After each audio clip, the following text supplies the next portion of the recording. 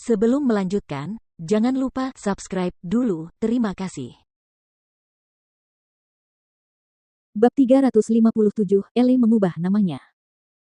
Meskipun ia hanya pernah berhubungan sebentar dengan Chris 2 atau 3 kali, Jordan yakin bahwa Chris adalah orang yang pemarah, mudah marah, kasar, tidak berperasaan, terus terang, dan tiran.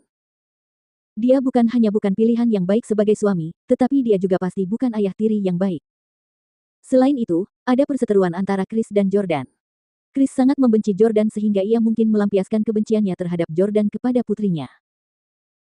Itulah yang paling dikhawatirkan Jordan. Chloe sangat menggemaskan dan luar biasa. Dia tidak akan pernah membiarkan siapapun menyakitinya. Lauren berkata, jangan khawatir, Chris adalah keturunan keluarga Hank. Meskipun dia tidak bisa menjadi ayah yang bertanggung jawab, dia tidak akan memperlakukan Chloe dengan buruk. Lagi pula, aku akan tetap menjadi pengasuh utama Chloe, jadi tidak akan ada bedanya dengan sebelumnya. Karena Lauren sudah berkata demikian, Jordan tidak bisa berkata apa-apa lagi. Tak lama kemudian, keduanya keluar dari kamar tidur. Begitu mereka melakukannya, Chris langsung maju dan berkata kepada Lauren, "Lauren, aku baru saja menelepon orang tuaku dan orang tuamu.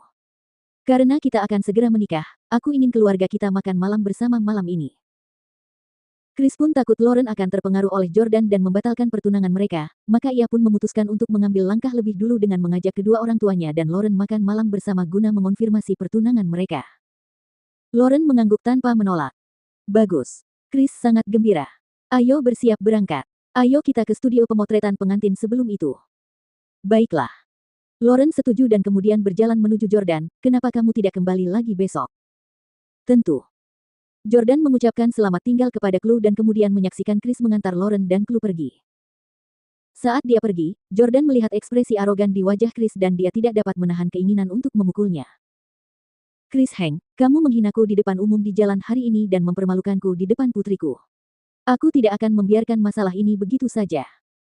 Jordan mengepalkan tinjunya. Dia adalah orang yang pendendam dan akan membalas dendam pada siapapun yang pantas menerimanya. Begitu dia menemukan Victoria, dia akan meninggalkan AS. Mereka yang memilih main-main dengan Jordan sama saja dengan mencari mati. Sebelum pergi, Jordan bisa membunuh mereka tanpa ragu. Tuan, masuklah untuk minum teh dan beristirahat sejenak. Pembantu, Felicia, menyambut Jordan di pintu. Senyum muncul di wajah Jordan dan dia berkata, tidak, terima kasih, saya masih punya hal lain yang harus ditangani dan saya harus pergi. Saat keluar rumah, Jordan diam-diam menelepon Tim. Tim berseru, Tuan Jordan. Jordan berseru, Tim, kau harus meninggalkan DC. Kurasa keluarga Howard sudah mengirim bawahan mereka untuk memburumu. Begitu mereka menemukanmu, keluarga Howard pasti akan menyulitkanmu.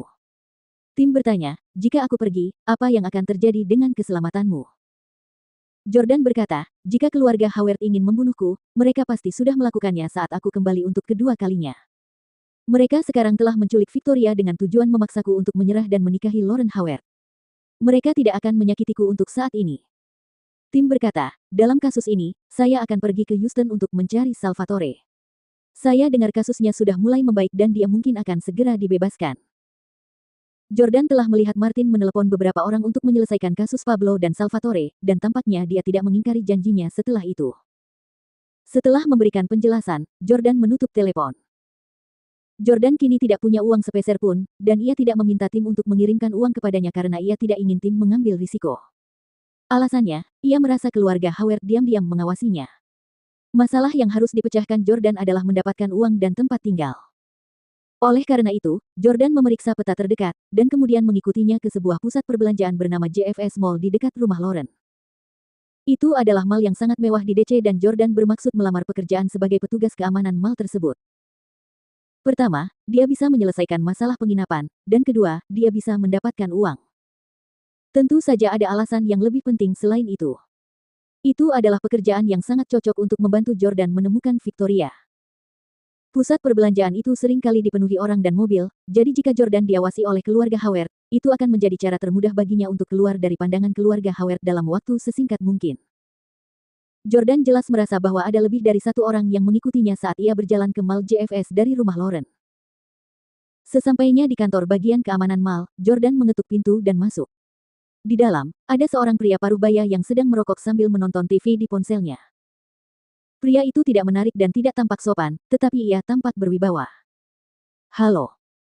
Ketika lelaki itu menoleh dan melihat Jordan, ia mengira Jordan adalah pelanggan mal itu karena auranya yang anggun, lalu segera berdiri dan berkata dengan hormat, "Apa yang bisa saya bantu, Tuan? Apakah Anda tersesat?" Jordan berkata, "Saya di sini untuk melamar pekerjaan sebagai petugas keamanan. Apakah Anda sedang mencari karyawan?" Begitu mendengar bahwa Jordan datang untuk melamar pekerjaan, sikap pria itu langsung berubah. "Jadi, kamu datang untuk melamar pekerjaan? Aku terkejut." Pria itu kemudian kembali ke tempat duduknya dan terus menonton TV di telepon genggamnya sambil mengabaikan Jordan.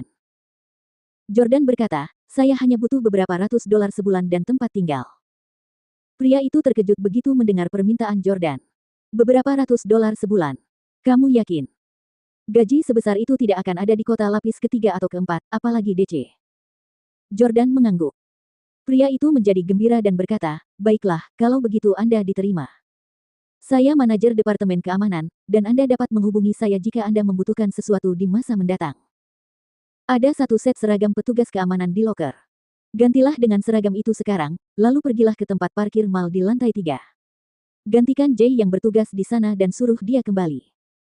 Jordan berkata, "Saya tidak punya uang tunai sekarang, jadi kamu harus memberi saya 200 dolar sekarang." Sang manajer berpikir sejenak, mengamati Jordan, dan merasa bahwa dia tidak terlihat seperti seorang pembohong, jadi dia berkata, "Tunjukkan identitasmu."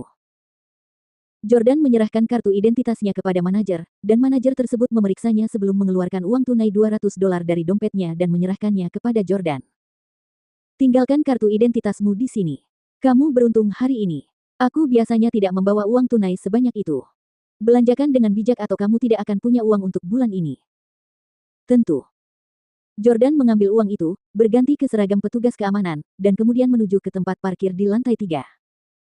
Karena mal ini merupakan mal kelas atas, seragam petugas keamanannya agak berbeda dengan mal-mal lainnya. Seragam ini malah menyerupai seragam kapten pesawat terbang. Ketika Jordan berjalan mendekat, banyak gadis menatapnya dan mulai berdiskusi di antara mereka sendiri. "Wah, kapten ini tampan sekali. Aku ingin sekali mendapatkan nomornya. Dia bukan kapten. Lihat dengan jelas, itu seragam petugas keamanan. Apa? Bagaimana bisa lelaki setampan itu menjadi petugas keamanan? Gajinya sangat kecil. Kak, kenapa kita tidak menjadikannya mainan anak laki-laki kita?" Hahaha. Zaman telah benar-benar berubah. Para wanita muda itu menyampaikan pernyataan tanpa menahan diri dan Jordan mendengarkan semuanya. Jordan tidak banyak bereaksi dan malah pergi ke tempat parkir di lantai 3, di mana ia bertemu dengan petugas keamanan yang sedang bertugas. Ia bertanya, "Apakah Anda Jay?" Jay menatap Jordan dan bertanya, "Ya, apakah kamu baru di sini?" Jordan mengangguk dan berkata, "Ya, manajer Harry meminta saya untuk menggantikan Anda. Anda bisa pergi ke kantor dan beristirahat." Jay langsung gembira. "Benarkah? Luar biasa. Saat berdiri di sini, saya bahkan tidak bisa minum air. Saya hampir mati kehausan. Kalau begitu, aku akan pergi sekarang." Jordan menarik Jay dan berkata, "Beri aku pengantar tentang persyaratan pekerjaan itu." Jay berkata, "Itu sangat mudah. Anda hanya perlu memeriksa apakah pengemudi setiap mobil memiliki kartu member, High Plus PJFS Gold atau tanda terima. Ingat, hanya mereka yang memiliki mobil member, High Plus PJFS atau telah menghabiskan lebih dari 13.000 dolar yang dapat membawa mobil mereka ke sini. Jika tidak, suruh mereka pergi." Setelah berkata demikian, Jay segera pergi. Pada saat itu, kebetulan sekali sebuah mobil sport Ferrari merah melaju, di dalamnya ada dua gadis yang sangat muda dan cantik, yang tampaknya berusia sekitar 20 tahun. Namun, Jordan terkejut melihat gadis di kursi penumpang. Ia tiba-tiba berseru, "Ellie." Orang yang duduk di kursi penumpang tidak lain adalah Ellie. Namun, gadis cantik di kursi pengemudi menatap Ellie dengan bingung. "Jenny, apakah kamu kenal petugas keamanan ini?"